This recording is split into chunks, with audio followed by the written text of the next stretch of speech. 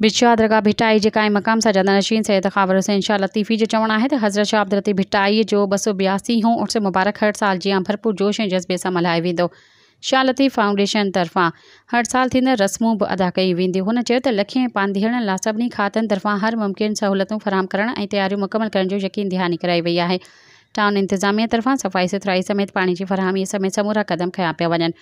ज़ाइरीन खे कंहिं बि क़िस्म जी तकलीफ़ पेश अचणु न ॾींदासीं। सैयद ख़ावर हुसैन शाह चयो त दुकानदारी ऐं स्टॉल कारोबार ऐं मेले जो हिस्सो थोड़ी ख़ूबसूरती आहे। फुटपाथ ते दुकानदारनि सालनि खां लॻंदी आहे। दुकानदारी इहा ई का नई शुरूआत न आहे। बिछा जा समूरा शहरी ऐं साफ़ी बि इन मामले खां वाक़िफ़ आहिनि।